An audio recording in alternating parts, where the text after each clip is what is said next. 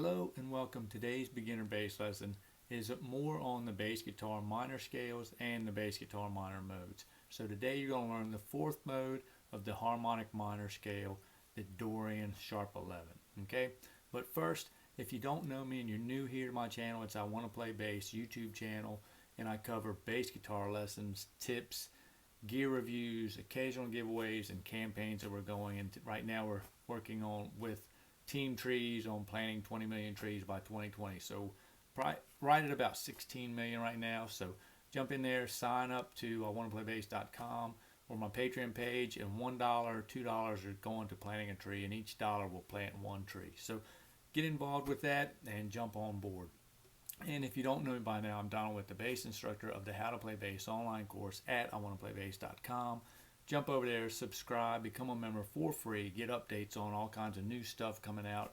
And when you're serious about your bass playing, sign up, reach your bass playing goals. And $2 will go to planting a tree until January.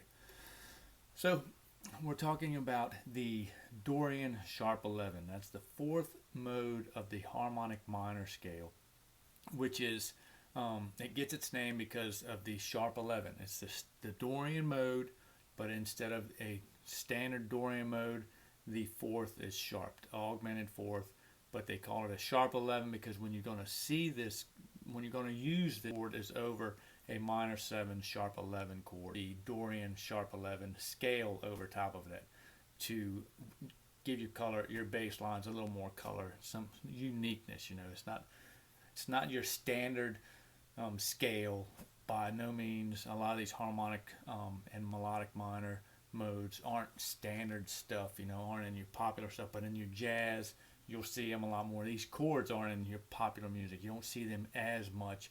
You see them rarely. Some of the bigger, more diverse producers will use them occasionally, but they've got their place and their purpose in music, and jazz is definitely a good purpose for it, and that's when you're going to see it most. So that's when you utilize it doing your walking bass lines and stuff like that. You'll be able to utilize the Dorian Sharp 11. Now the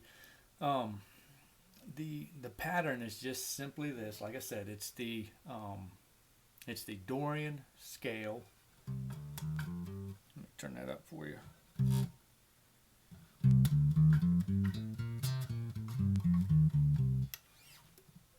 So it's the Dorian scale, simply Dorian scale. Let's say we're in the key of C.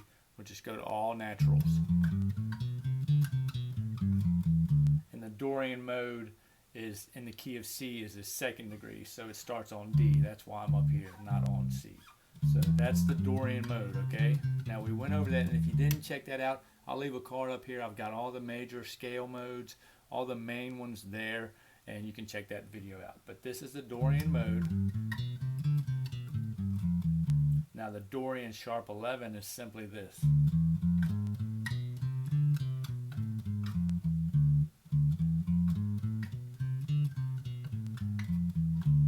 Okay, so that's all the Dorian Sharp 11 is. Instead of this fourth, you're sharping it. Okay, this is now a sharp and augmented fourth right here, and you can hear that. And like we had talked about in the Locrians, that's got that diminished, that tritone.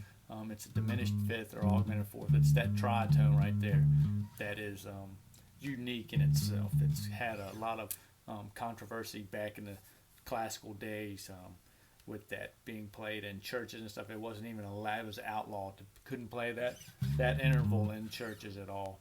So pretty interesting stuff that it had that effect on people that they said, no, we don't want to hear that. It almost scared people. But you know, it's just a part of music. It's just an interval, and that's all it is. But the Dorian Sharp 11 has that interval, and it gives it that creepy sound. So, you know, it definitely is distinguishable, distinct sound for sure. So let me compare it with the major scale, or we'll compare it with the harmonic minor. Okay, so we'll just do it both in D. We'll do it right here on D. I've been changing up a little bit, but we can hear it real good here. We can do it E. The higher registers gives you a little more idea of what it really sounds like. The lower registers just kind of you know, the lower frequencies are just kind of lost a little bit. So the intervals are a little less distinguishable. So we'll go up here to D, okay? D harmonic minor is right here. I won't talk.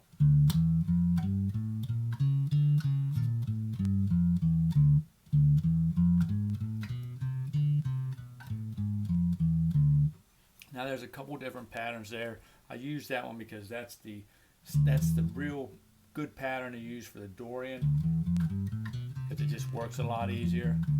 And this one doesn't work as easy. You do some collapsing here and you're jumping out here. So I've got another pattern to practice as well. But that one works right there. You know, you just, as long as you've got a little control over it. But if you're just if you're brand new to the bass, then you want to use different patterns that work a little better. And each pattern will help you develop. You know, use them in your exercises, your technique builders. Use these patterns. So this first pattern I just showed you is going to be 1, first finger, third finger, fourth finger, second finger. Now we want to collapse our pinky because we're reaching out here. So second finger, fourth finger, first finger, second finger, fourth finger. Okay, so that's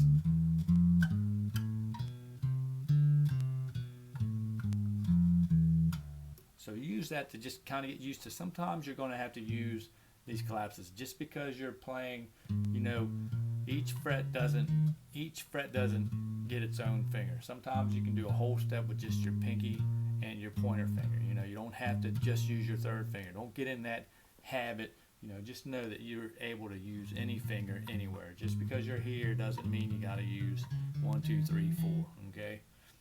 So, you know, the pros do that a lot of times.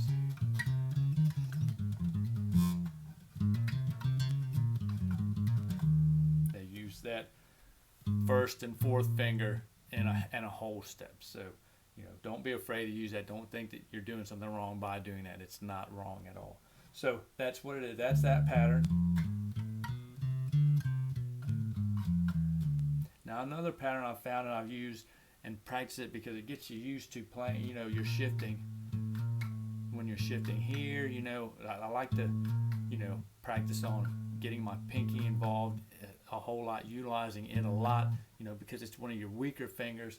You want to utilize it a lot, really lean on it more, make it stronger than the other fingers. So I have a tendency to use that one more. So the second pattern is this 1, 3, 4, collapse, 1, 2, 4, slide up, use that pinky, slide up, and then to the 1, and then back, 4, slide down with the pinky, 2, 1, collapse, 4, 3, 1. So you can get used to doing that, or you can do the slide up with your pointer finger,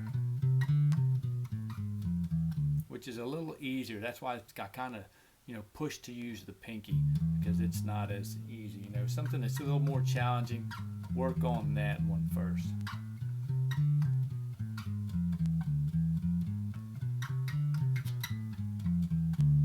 Okay, so that's two patterns of the Dorian Sharp 11. It's definitely good to work with that, and that's how it's compared to the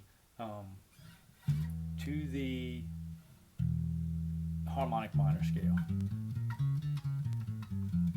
Okay, now, like I said, a way to use that is over a minor 7 sharp 11. So the arpeggio is just a minor, still minor 7th arpeggio.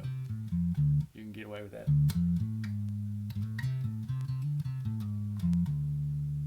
Okay, so the sharp 11 is just an octave up. So say we're here, D, we're here. So the sharp 11 on that, say this is our root here, which D is your root, but a lower frequency. The sharp 11th is, you know, D, the octaves 8, 9, 10, 11, and then there's the sharp. Okay, so this note's being sharped. Okay, so that's your 11. So you get a chord like that. And it sounds a little better than, I mean, if you're just playing that right there, it's so close that it's just kind of muddy. So you throw that up there and you get that.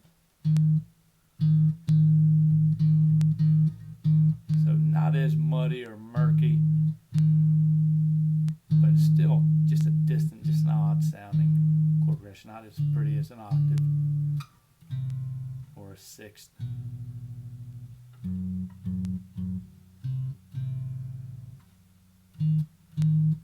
So that right there is your interval. It's a sharp 11. Okay. So just hit that, just give you an open E, arpeggiate that E minor 7 sharp 11, and give it a listen.